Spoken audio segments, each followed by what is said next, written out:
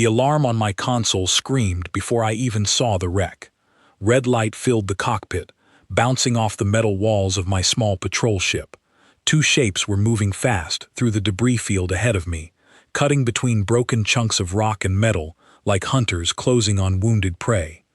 I knew those ship shapes, Korath scavenger vessels, and below them, half buried in gray dust on the surface of the moon, Austral 9, sat a wrecked human survey ship, its hull cracked open like an egg.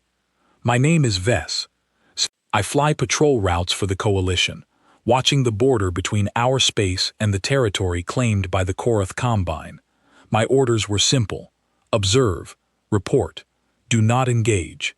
Austral 9 was neutral ground, but neutral ground meant nothing to the Korath when they smelled an easy prize. I opened a channel to my command station. My voice came out steadier than I felt. This is Patrol Unit 4. I have a downed vessel on Austral 9, registry unknown, likely human, 2 Korath scavenger ships closing on the wreck, requesting instructions. The reply came back fast, clipped, careful. Commander Wren's voice, tight with the kind of caution that had kept our outpost alive for years. Patrol 4, hold position. Do not enter contested airspace. That wreck belongs to whoever reaches it first under salvage law. We are not going to start a war over a crashed ship. I stared at the screen. The wreck was still sending a weak distress signal, a small blinking light on my display that meant somebody down there was still alive and still hoping somebody would come. Patrol 4, hold position. Confirm. I did not confirm. I do not know exactly why I pushed my throttle forward instead of pulling it back. Maybe it was the way the signal kept repeating, over and over, refusing to give up even though nobody had answered it in hours. Maybe it was simply that I could not make myself sit still while something with a heartbeat waited to be forgotten. My ship dropped through the thin atmosphere of Austral 9, engines screaming against the pull of gravity. The Korath ships were closer now, close enough that I could see the shape of their weapon pods extending from their hulls, preparing to secure their claim the way they always did, by making sure nothing living could argue with them afterward. I keyed my comm to the open frequency, the one anyone nearby could hear, including the Korath. This is Coalition Patrol 4. I am claiming this wreck under Emergency Rescue Protocol. Any vessel that interferes will be reported to Coalition High Command as a hostile act against a rescue operation. It was not entirely true. Emergency Rescue Protocol did not really apply to human ships in contested space. But the Korath did not always check the fine details of coalition law before deciding whether a fight was worth the trouble, and I was betting my life that today they would rather scavenge a dead ship than test their luck against an unknown response. For 3 long seconds, nothing happened. Then the lead scavenger ship peeled off, curving away from the wreck. The second one hesitated, engines flaring as it debated whether to call my bluff. I held my course straight toward the crash site, refusing to slow down, refusing to give it any reason to think I would back away. It broke off too. I let out a breath I did not know I had been holding and brought my ship down hard on the dusty gray surface, skidding to a stop only a short distance from the broken hull of the human vessel. The moment my landing gear touched ground, I was already moving, pulling on my breathing mask and cycling open the hatch. Outside, the air was thin and cold, carrying fine dust that clung to everything. The human ship looked worse up close. One whole side had been torn open, metal peeled back like the skin of a fruit. Sparks still crawled along a few exposed wires. I climbed through the gap, my boots crunching over broken panels and scattered equipment.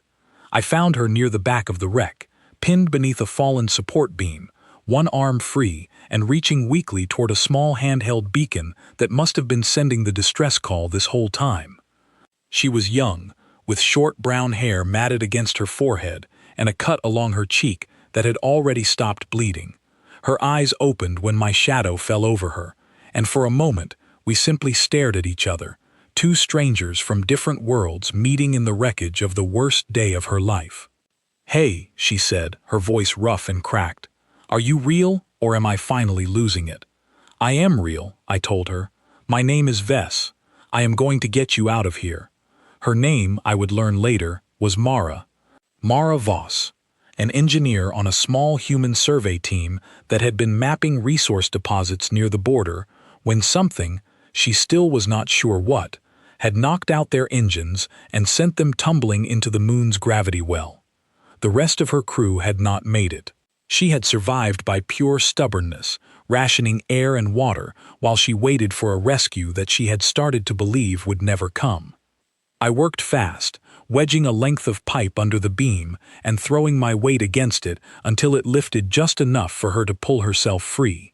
She cried out once, favoring her leg, but she did not stop moving, dragging herself toward the gap in the hull the moment she was loose. I helped her the rest of the way, half carrying her across the dusty ground toward my ship as the wind picked up, kicking gray dust into small twisting columns around us. We were almost at the hatch when my scanner chimed a warning. The second Korath ship had turned back. I did not wait to see if it was still deciding or if it had made up its mind.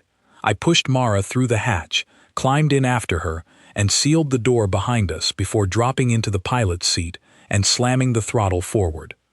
My ship lifted off the surface hard enough to press us both back into our seats, dust and debris scattering beneath us as we climbed away from the moon. Behind us, the Korath ship fired a single warning shot that streaked past our hull, close enough to rattle the whole ship, but it did not follow.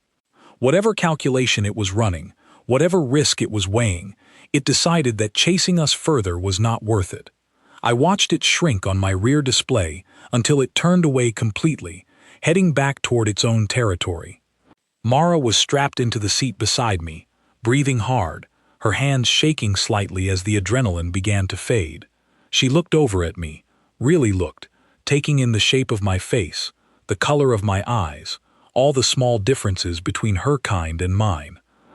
"You're not human," she said, "obviously. Sorry.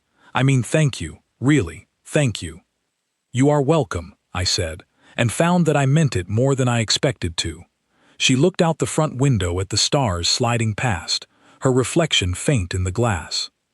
I could see her trying to steady herself, trying to make sense of everything that had happened in the last few hours. "Where are you taking me?" she asked. "To my outpost," I told her. "It is small, but it is safe. At least, safer than a broken ship on contested ground." She nodded slowly, then closed her eyes, exhaustion finally catching up to her all at once. I did not wake her again until we were close to the outpost, its lights glowing faintly against the darkness of space, like a small promise that had somehow been kept. I did not know yet what I had just started. I did not know that pulling one stranger out of a wreck would set into motion something far bigger than either of us could imagine, something that would reach all the way back to a planet I had never seen, and bring its answer roaring across the stars. All I knew, as I guided my ship toward the outpost with a sleeping human beside me, was that I had made a choice my commander would not approve of, and that somehow I did not regret it at all. The outpost woke up the moment my ship's landing signal reached the docking bay. I could hear the low hum of the bay doors sliding open even before I brought the ship down, and I knew Commander Wren would already be waiting, arms crossed, ready to ask me exactly why I had ignored a direct order. Mara stirred beside me as the engines powered down, blinking against the brighter light spilling in from the bay outside. She winced when she tried to sit up straighter, her injured leg reminding her it was still there. "Easy," I said. "We are here. You are safe now." She managed a small, tired smile. "Safe. That is a word I have not heard in a while." The hatch hissed open, and cold, recycled air rushed in, carrying the familiar smell of metal and machine oil that I had grown used to over my years stationed here. Commander Wren stood just outside, exactly as I had pictured her, arms folded, her expression unreadable in the way that only came from years of practice. Behind her stood the rest of my crew, Doran, our helm officer, tall and quiet, always watching everything with careful eyes. Ilya, our systems engineer, small and quick, already leaning forward with open curiosity at the sight of Mara. And a few others, technicians and support staff, drawn by the news that Patrol 4 had brought back something unexpected. "Vess," Commander Wren said, her voice flat and controlled. "You were told to hold position." "I helped a stranded human," I answered. "She would have been captured, or worse, if I had not." Wren's eyes moved past me to Mara, studying her the way a person studies a problem they did not ask for. I could see the calculation happening behind her expression, weighing the risk of what I had done against the fact that it was already done and could not be undone. "Get her to the medical bay," Wren said finally. "Then you and I are going to talk." I helped Mara down from the ship, one of her arms braced across my shoulders, and Ilya hurried forward to take her other side, chattering questions faster than Mara could possibly answer them in her current state. "What is Earth like? Is it true you have oceans that cover most of the planet? Did the crash hurt? I am sorry, I will stop talking, I just have never actually met a human before." Mara managed a weak laugh despite everything. "It is okay. Ask me again when I am not falling over." We got her settled in the small medical bay, and our station medic, a calm older Aether named Torv, began treating her leg and the cut on her cheek with quiet efficiency. Mara watched him work with tired curiosity, occasionally asking small questions about what each tool did, more out of habit than real need to know. It struck me then how much energy it must take to be constantly the only one of your kind in a room, always explaining, always translating yourself for everyone around you. Once Torv confirmed she would recover fully with rest, I left her resting and went to find Commander Wren, who was waiting for me in her office with the door already open, which I knew was not a good sign. "Sit," she said. I sat. "You do understand what you have done," she said. "That moon is contested ground. The Korath consider anything that falls there fair salvage, including survivors. By taking her, you have made a claim that could be seen as an act of provocation." "I understand," I said. "I also understand that if I had not taken her, she would be dead, or worse, a prisoner. I could not leave her." Wren studied me for a long moment. She was not an unkind commander. She had simply survived long enough in this position to know that kindness, unchecked, could get people killed just as easily as cruelty could. "The Korath will notice she is missing," Wren said. "They watch that region closely. If they learn we are harboring a human survivor, they may demand her return, and if we refuse, they may not ask twice before deciding to take her by force." "Then we do not tell them," I said. Wren's expression did not change, but something in her eyes softened just slightly, the way it did whenever she was about to make a decision she knew was risky but could not quite bring herself to regret. "We will keep this quiet," she said, "for now. But Vess, if this comes back on the outpost, the responsibility falls on you. Do you understand that?" "I understand," I said again, and I meant it completely. Over the following days, Mara's leg healed slowly under Torv's care, and something unexpected began to happen around the outpost.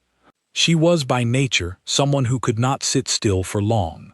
Once she was strong enough to move around, she started following Ilya into the engineering bay, asking about our systems, offering small suggestions here and there that, more than once, turned out to be genuinely useful.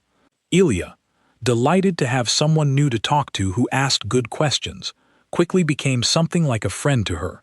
The two of them often found tinkering with equipment together, laughing over small mistakes. Doran, quieter than most, warmed to her more slowly, but I noticed him teaching her small phrases in our language during meal breaks, correcting her pronunciation with patient amusement while she attempted, badly, to repeat sounds her human mouth was not built to make. I found myself spending time with her too, more than I expected. She told me about Earth, about wide blue oceans and cities that never seemed to sleep, and food that came in more varieties than I could imagine existing. I told her about my own home, about the quiet plains where my people had lived for generations before the coalition brought us out among the stars. It was strange how easily the conversation flowed, how quickly the distance between two very different kinds of beings could shrink down to almost nothing over shared meals and long, unhurried talks.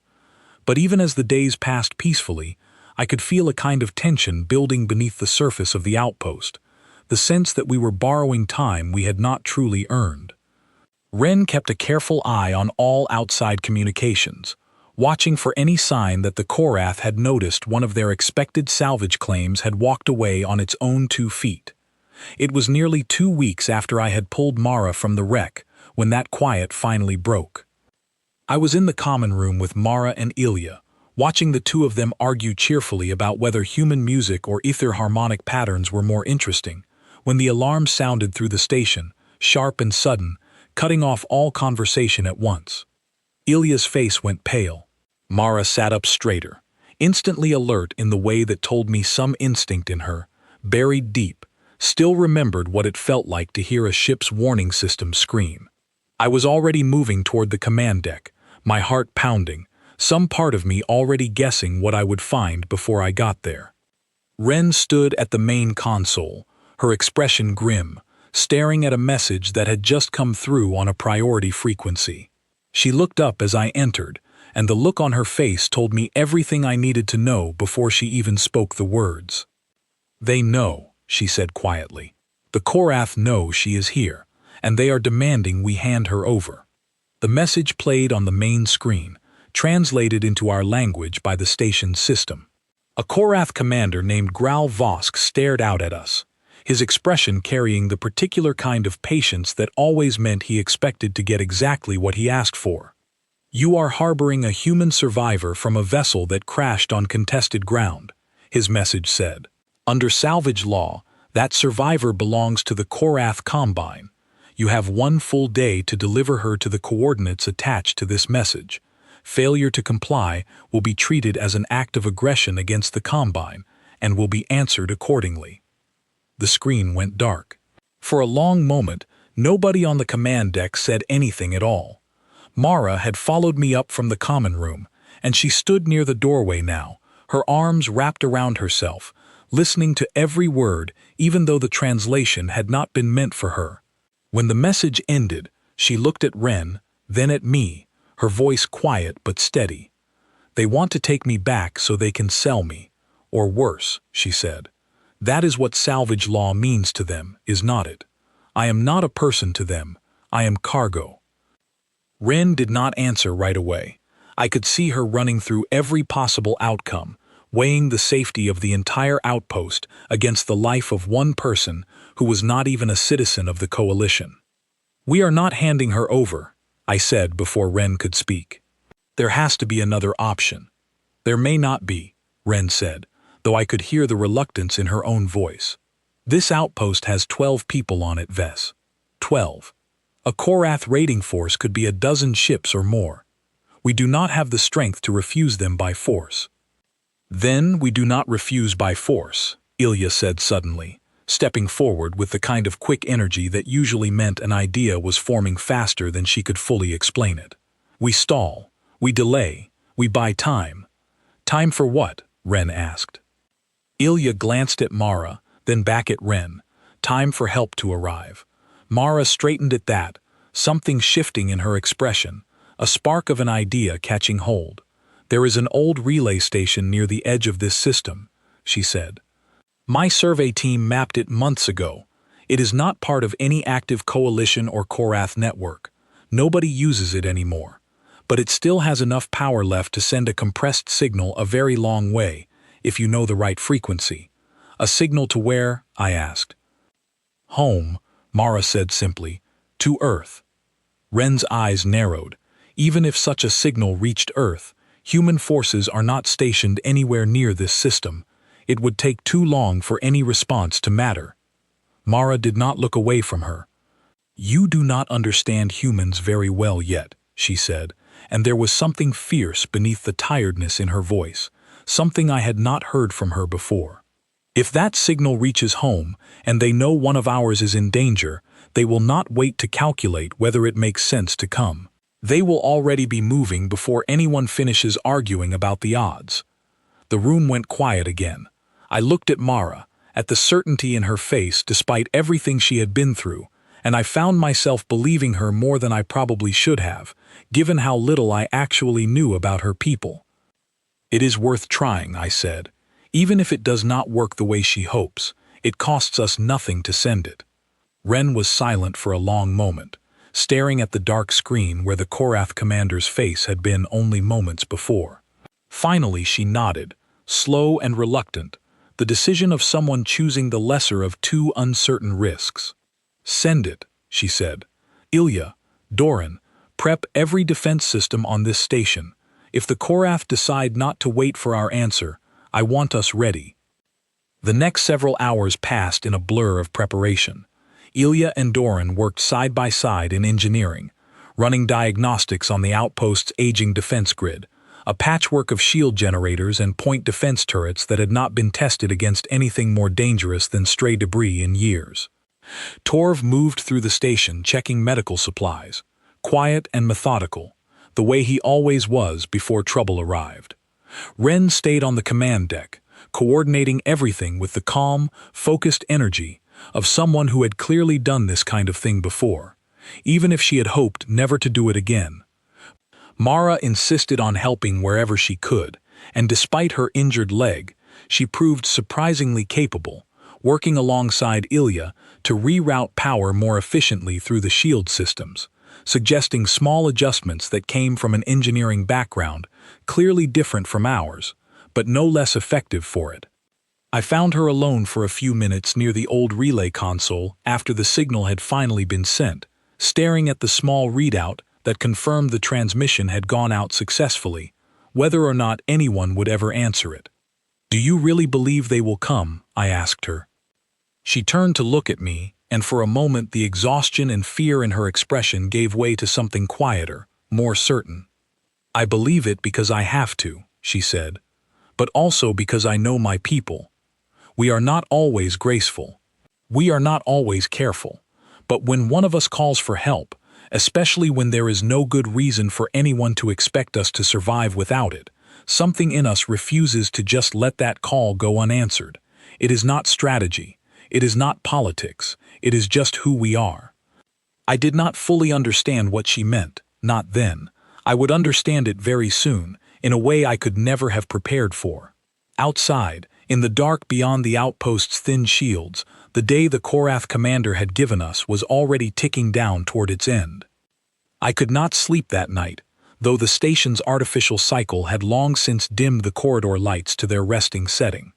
I found myself walking the outer ring of the outpost instead, past the observation windows where the stars hung motionless and indifferent to everything happening below them. I was not surprised to find Doran there as well, standing quietly with his hands folded behind his back, staring out at the same unchanging view. "You are worried," he said, without turning to look at me. "I am," I admitted. "I brought her here. If this outpost falls because of that choice, it will be my doing." Doran considered this for a long moment. "You did not choose to put a target on this station," he said finally. "Commander Vosk did that, the moment he decided a person could be treated as salvage. You only chose not to let it happen quietly. That is a generous way to see it," I said. "It is the true way to see it," he answered, and there was no argument in his tone, only quiet certainty. "I have served on this outpost for 6 years, Ves. I have watched us follow careful, cautious rules meant to keep us safe, by keeping us small, by keeping us from ever standing out enough to be noticed. I do not know if I believe in that kind of safety anymore. I think I would rather stand for something and risk losing it than spend my whole life avoiding risk and never standing for anything at all." I did not have an answer for that, not right away. We stood together in silence for a while longer, watching the stars, until Ilya found us both, still awake despite the late hour, carrying a small tray with warm drinks she had made in the common room. "I could not sleep either," she admitted, handing each of us a cup. "I keep running numbers in my head. Power distribution, shield capacity, response times. I know none of it will matter until the moment it actually happens, but I cannot make myself stop." "That is because you care about getting it right," Doran said gently. "That is not something to apologize for." Ilya managed a small, tired smile. "I suppose not." She glanced toward the medical bay corridor, where Mara had finally been convinced to rest for a few hours before the deadline arrived. "Do you think she understands how much is being risked for her?" "I think she understands it better than any of us," I said. "That is exactly why she has not asked us to stop." We stayed together a while longer that night, 3 officers from a small, forgotten outpost, drawing whatever comfort we could from each other's company before whatever was coming finally arrived.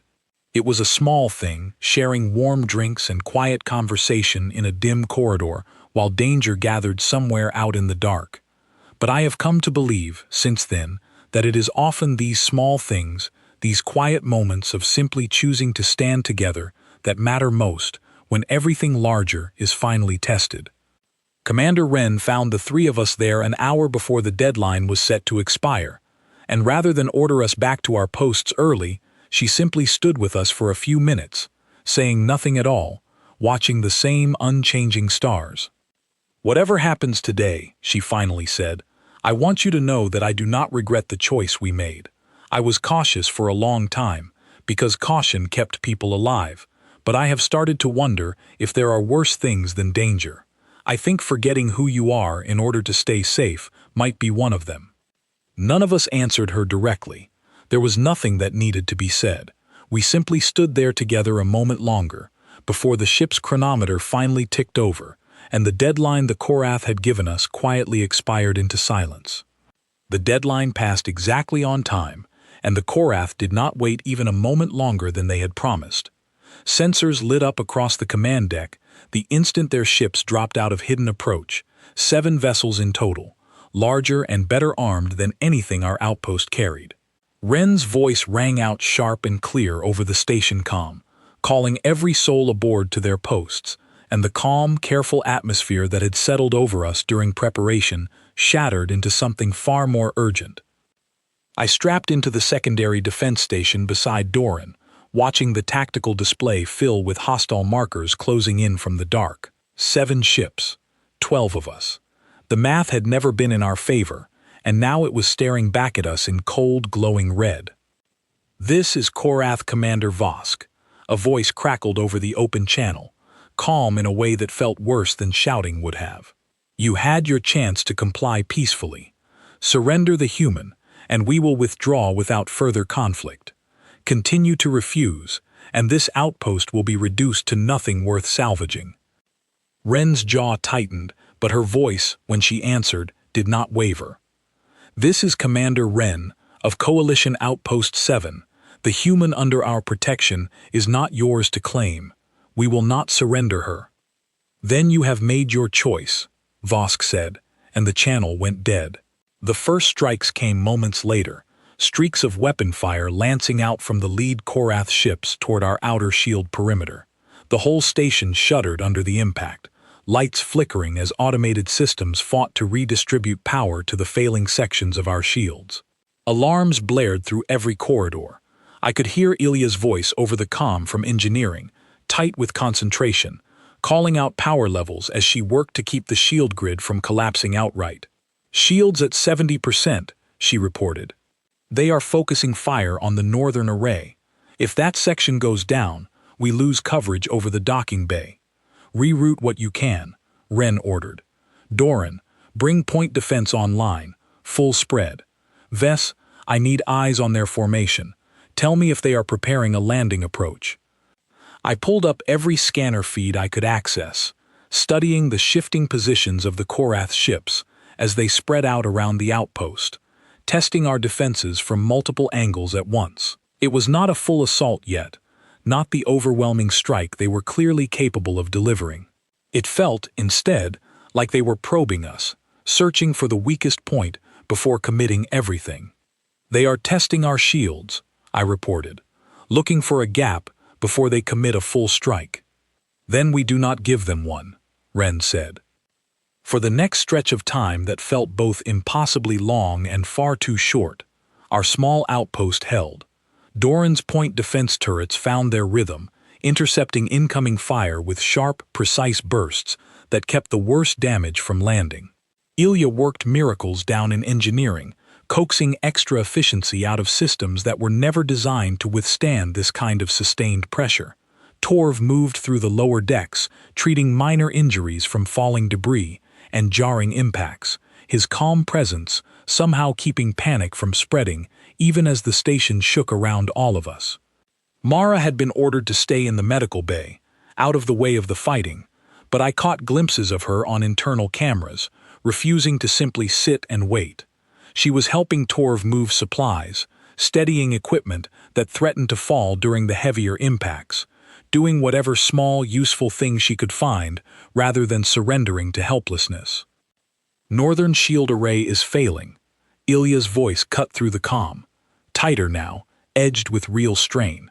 I cannot hold that section much longer. If it goes, they will have a clear path to the docking bay.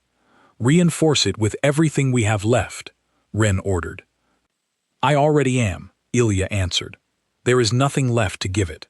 The northern shield failed 12 minutes later, collapsing in a bright flare across the tactical display that I felt more than saw, a sudden lightness in the readings where solid protection had been only moments before. Two of the Korath ships peeled away from the main formation immediately, angling toward the now exposed section of the outpost. They are moving for a boarding approach, I called out. Two ships, heading for the docking bay. Ren's voice was grim but steady. Doran, redirect point defense to cover that approach. Ves, get down there. If they land, we cannot let them reach the medical bay. I was already moving before she finished speaking, pulling myself out of the defense station and running through corridors that shuddered with each new impact against the outer hull. The lights flickered around me. Some sections plunged briefly into darkness before backup power kicked in. I could hear the distant groan of stressed metal, the station protesting under punishment it had never been built to endure. I reached the docking bay level just as the first Korath boarding pod struck the outer hull with a heavy metallic impact that I felt through the floor beneath my boots. Warning lights spun red along the corridor walls, and I could hear the hiss of atmosphere beginning to vent from somewhere further down the hall where the impact had weakened the seals. I am at the docking level, I reported, breathing hard. Boarding pod has made contact. I do not know how many are coming through. Fall back if you have to, Ren's voice answered. You are no use to anyone if you get yourself killed trying to hold a corridor alone. I did not fall back.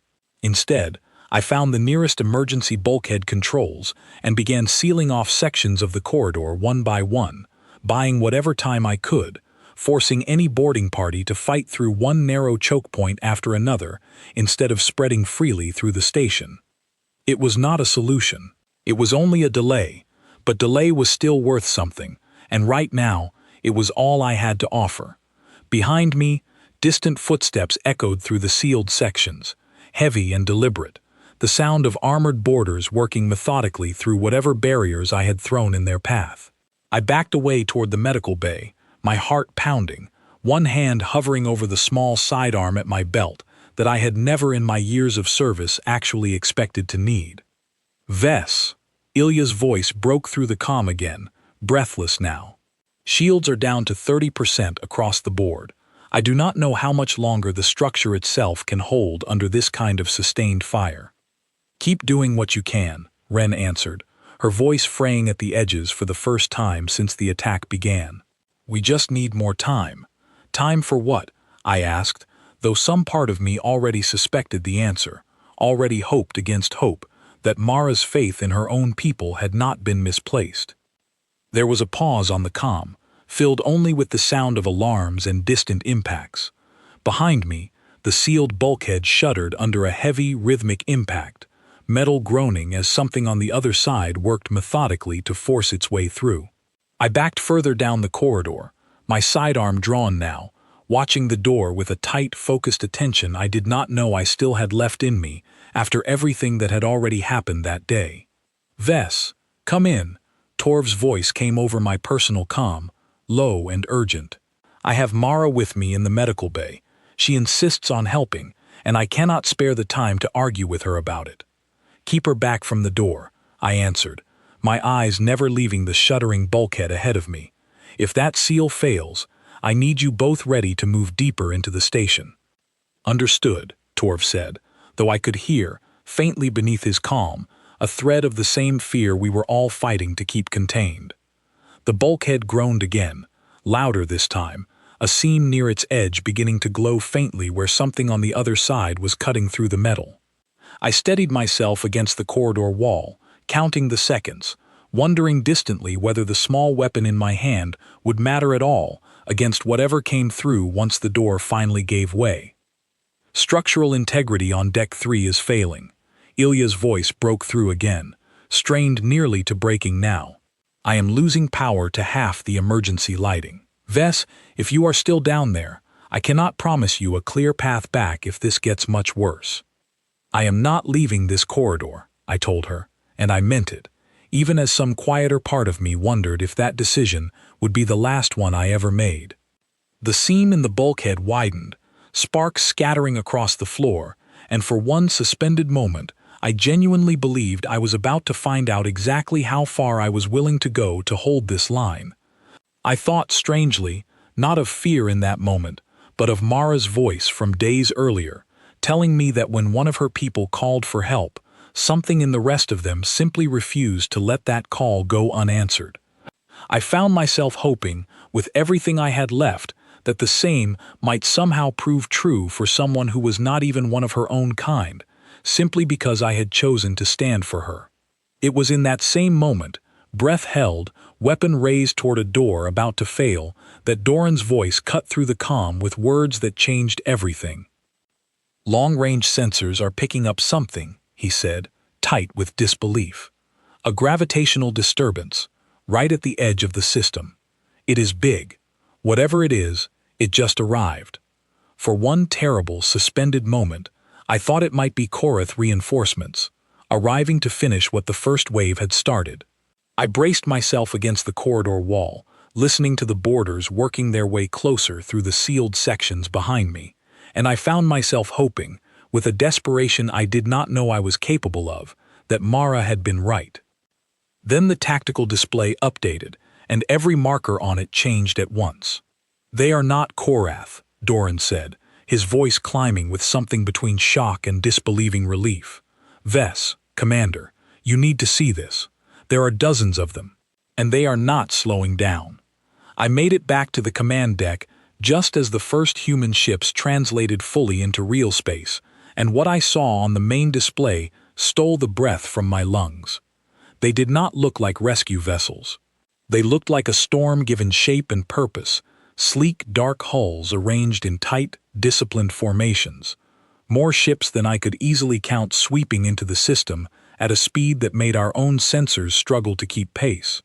There was no hesitation in the way they moved, no cautious approach to assess the situation first.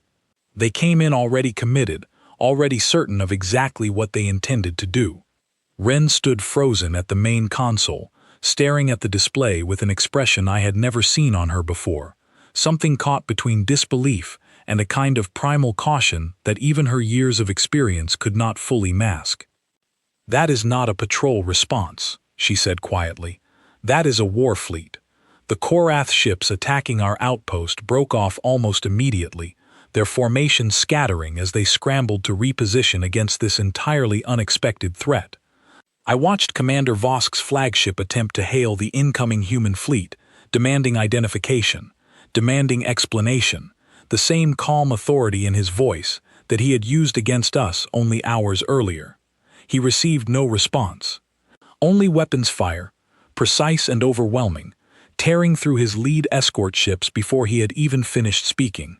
I had seen combat simulations before, studied tactics as part of my training, understood in an abstract way what a well-coordinated fleet could accomplish against a disorganized enemy.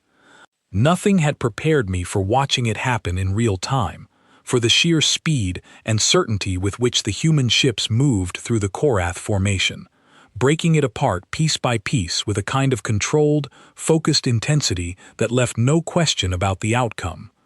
It was over in a matter of minutes. What had been 7 Korath vessels became scattered wreckage, and a handful of ships fleeing at maximum speed back toward their own territory, their commander apparently deciding, far too late, that this fight had never been one he could win.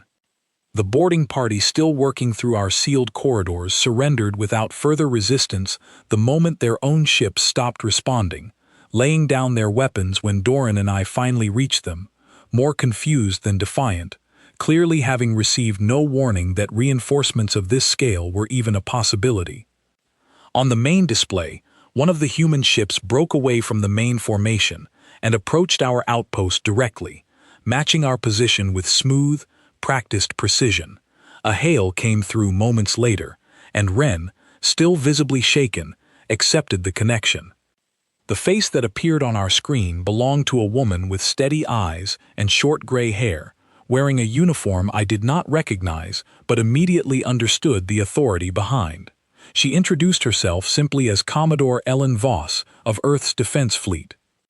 "Coalition Outpost 7, she said, her voice calm despite everything that had just happened. "We received a distress signal several hours ago, indicating one of our citizens was in danger aboard your station. Please confirm her status."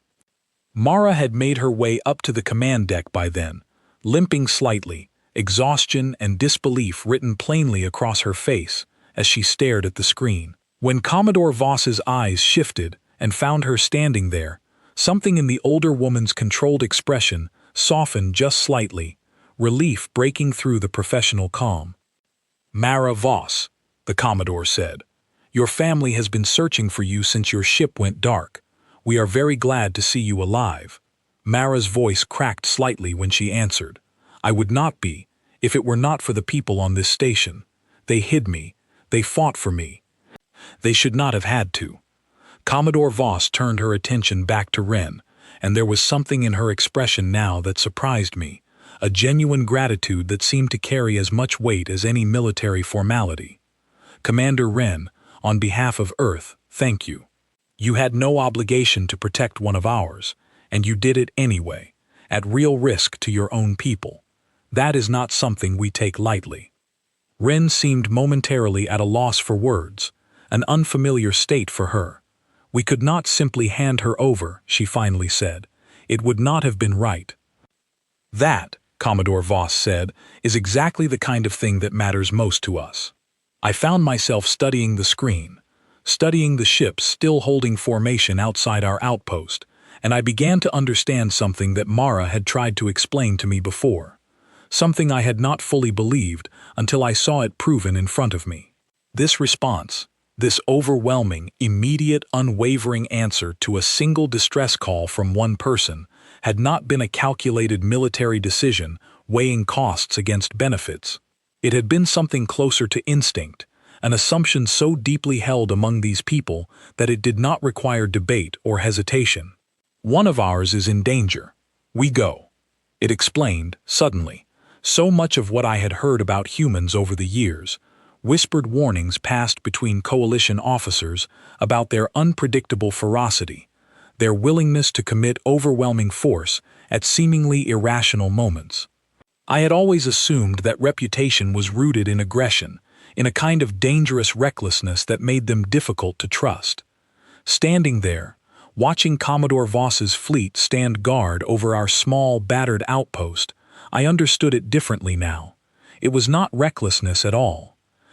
It was loyalty, absolute and unwavering, extended without hesitation to anyone they considered one of their own, and apparently, based on the gratitude in the Commodore's voice, extended just as readily to anyone who had stood beside one of their own when it mattered most.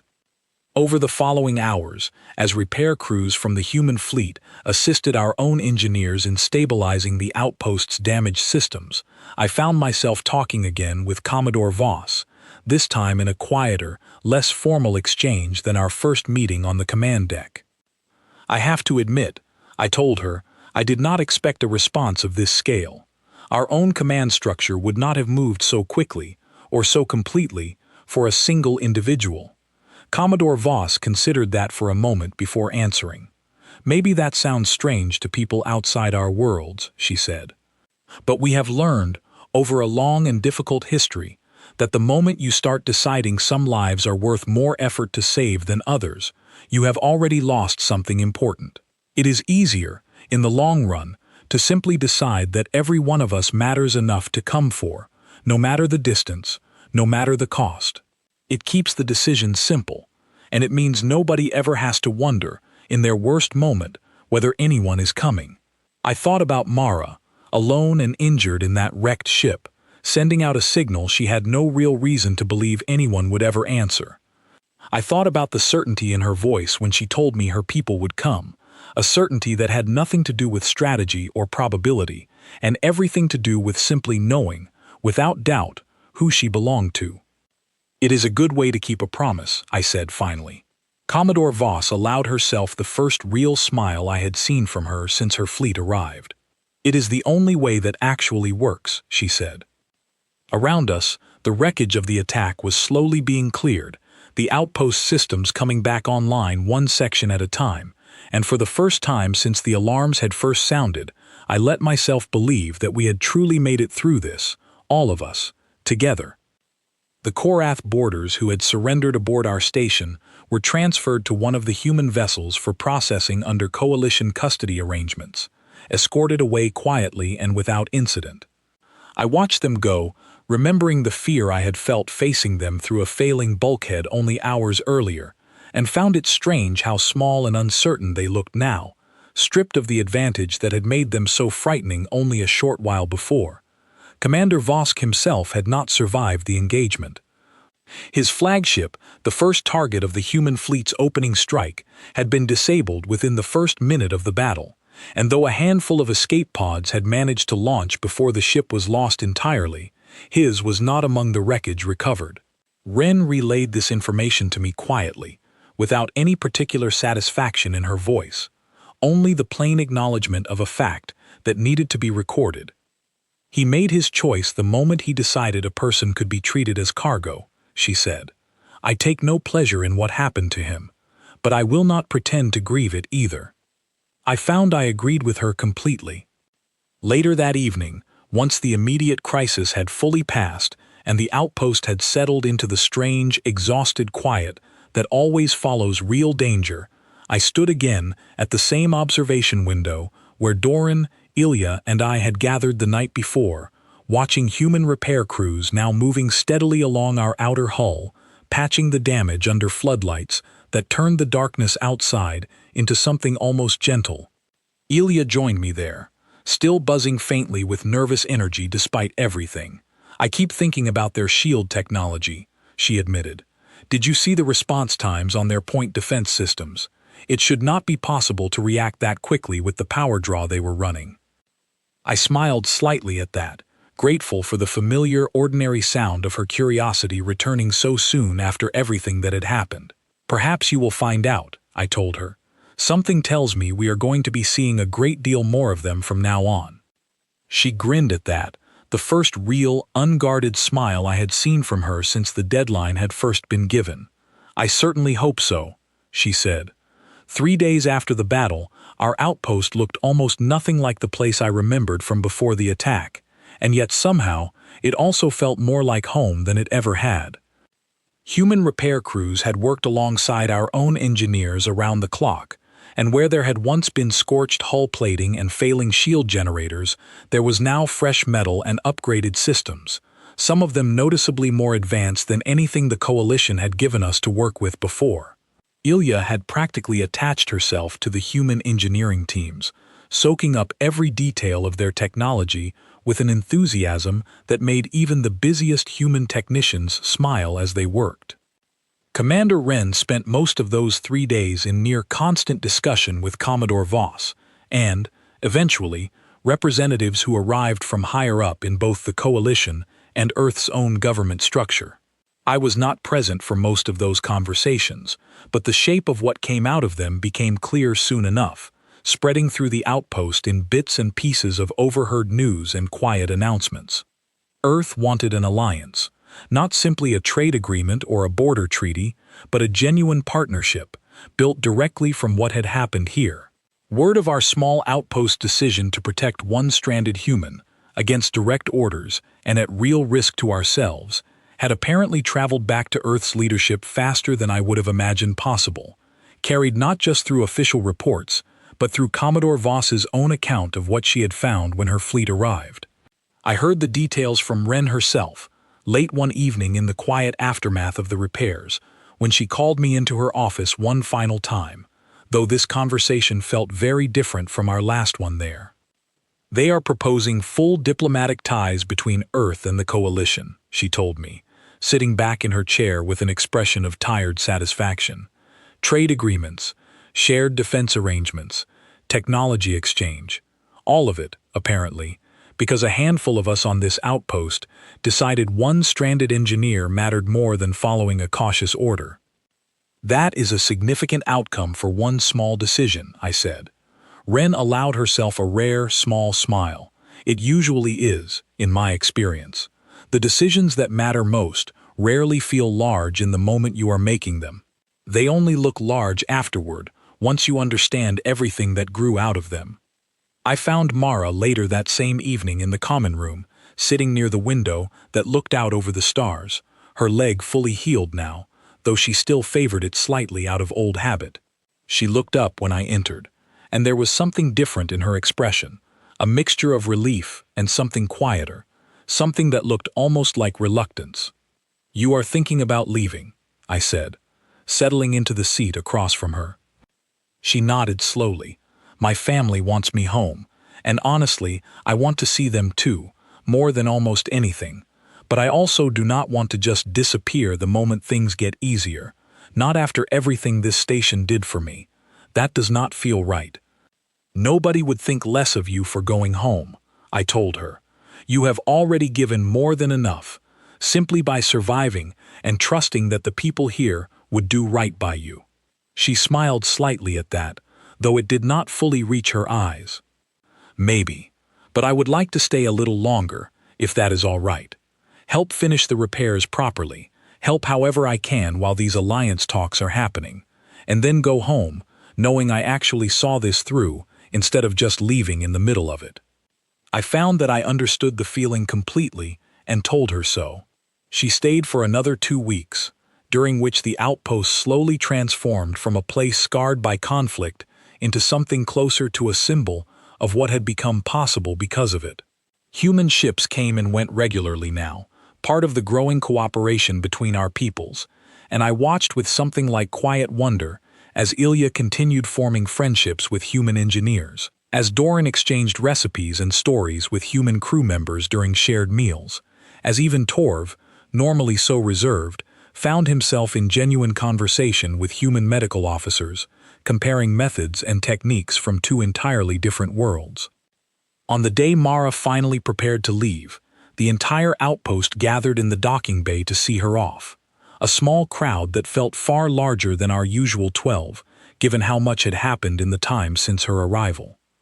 Commodore Voss had returned personally to escort her home, standing near the ship that would carry Mara back to a planet I had never seen but felt, somehow, that I now understood a little better. Mara found me near the edge of the gathered crowd, and for a long moment, neither of us said anything at all. "I do not really know how to thank you properly," she finally said. "You did not just save my life. You risked everything you had built here to do it, and then you kept fighting for me even when it would have been so much easier not to." "I did what felt right," I told her.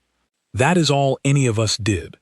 She studied me for a moment, then reached out and clasped my hand in both of hers, a human gesture I had only recently learned the meaning of. "If you are ever near Earth," she said, "you have a standing invitation. All of you do. I mean that." "I intend to hold you to it," I said, and I meant every word. She boarded the ship a short while later, pausing once at the hatch to look back at all of us gathered there, before offering a final wave and disappearing inside. I watched through the observation window as her ship lifted away from the outpost, joining Commodore Voss's vessel as they turned together toward the long journey home, until both ships shrank into small points of light and finally vanished entirely against the vast darkness of space. Life on the outpost settled into a new rhythm after that, one shaped permanently by everything that had happened. The alliance between Earth and the Coalition continued to grow in the months that followed, careful and deliberate in the way that lasting partnerships usually are, built one small agreement at a time rather than through any single sweeping declaration. Our outpost became something of a quiet landmark in that growing relationship, occasionally visited by officials from both sides who wanted to see, firsthand, the place where it had all truly begun. I was eventually offered a position as a liaison officer aboard a human vessel, a chance to serve directly within the growing partnership between our peoples, and after long consideration, I accepted. It felt, in a strange way, like the natural continuation of a choice I had made, the moment I ignored an order and flew down to a wrecked ship on a dusty, forgotten moon. I am recording this account now, sitting in a small cabin aboard a human ship far from that outpost, at the request of coalition officers who train new recruits headed for border assignments similar to the one I once held. They wanted a real account, they told me, not a simplified lesson but the full truth of what happened, so that anyone who might one day face a similar choice would understand exactly what could grow from it, both the danger and the possibility. I have thought often, in the time since, about what Commodore Voss told me during those first uncertain hours after her fleet arrived, about how humans had learned, through a long and difficult history, that deciding some lives mattered more than others to save was a decision that cost far more than it ever saved. About how it was simpler, in the end, to decide that everyone mattered enough to come for, no matter the distance, no matter the cost.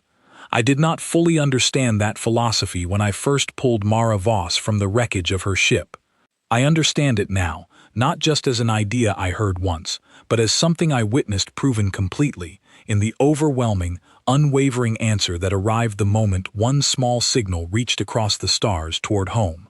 We protected one human because it was the right thing to do, and because none of us could bring ourselves to do otherwise. And in return, without hesitation, without calculation, Earth's armies came and protected all of us. That is the lesson I hope carries forward from everything that happened on that small, battered outpost. Not simply that humanity is powerful, though they certainly are. Not simply that they are dangerous to cross, though the Korath Combine surely learned that lesson in full, but that somewhere among the stars, there exists a people who have decided, absolutely and without exception, that no one who stands with them will ever be left standing alone. I have carried that lesson with me ever since. I suspect I will carry it for the rest of my life. A few months after I accepted my new posting, my duties finally brought me close enough to Earth that I was granted a short leave to visit the planet itself. I had heard so much about it by then, from Mara, from Commodore Voss, from the growing number of human officers I now served alongside, that I half expected the reality of it to feel smaller than the picture I had built in my mind. It did not. Nothing had prepared me for the size of its oceans, the endless variety of its cities, the sheer, overwhelming noise and color of a world so thoroughly alive. Mara met me at the landing terminal, looking healthier and more at ease than I had ever seen her, dressed in simple clothes that seemed to belong entirely to this world, rather than to the wrecked survey ship where I had first found her. She threw her arms around me the moment she saw me, a gesture I had learned by then to return without hesitation. "You actually came," she said, pulling back with a wide smile. I was starting to think that invitation was going to sit unused forever. "I told you I intended to hold you to it," I reminded her. She took me through her city over the following days, introducing me to her family, who greeted me with a warmth and curiosity that caught me somewhat off guard, and to friends who asked endless questions about life among the stars, most of which I did my best to answer honestly, even when the honest answer was simply that I did not know. In the evenings, we sat together on a small balcony overlooking the water, watching the sun sink below the horizon in colors I had no name for, and talked about everything and nothing at all, the way people do when the weight of a shared history no longer needs to be spoken aloud to be felt. On my last evening there, Mara asked me a question that I have thought about often since. "Do you regret it?" she asked quietly. "Coming down to that moon, everything that followed because of it." I considered the question carefully before answering, turning it over in the same way I had turned over so many quiet doubts during those first uncertain hours after I pulled her from the wreckage. "No, I told her, and I found the answer came easily, without hesitation. I do not regret it at all. I think, if anything, it was the first truly honest choice I ever made. Everything before it was caution. Everything after it has been purpose. Mara smiled at that, and for a while, neither of us said anything more, content simply to sit together and watch the last light fade over the water. I returned to my post soon after, carrying that evening with me the way I carry everything else from those first days when a stranded human engineer changed the course of my life without either of us ever intending it. The alliance between our peoples continues to grow, careful and steady, built one honest choice at a time, by people on both sides willing to risk something real for someone who was, at first, only a stranger. I do not know what the future holds for the partnership between Earth and the Coalition, or for the small outpost where all of this truly began. But I know this much with complete certainty. Somewhere out among the stars, there is a people who decided, long before I ever met them, that no one who stands beside them will ever stand alone. I was fortunate enough to learn that lesson firsthand, and I have spent every day since trying to live up to the standard it set for me. We protected one human, because it was the only choice that ever felt right, and in return, without hesitation, without calculation, Earth's armies came and made certain that choice was never one we had to regret. That is the whole of the story, exactly as I lived it. I hope, whoever hears this account, that it finds you somewhere safe, and reminds you that even the smallest choice to stand for someone else can echo further than you will ever fully know.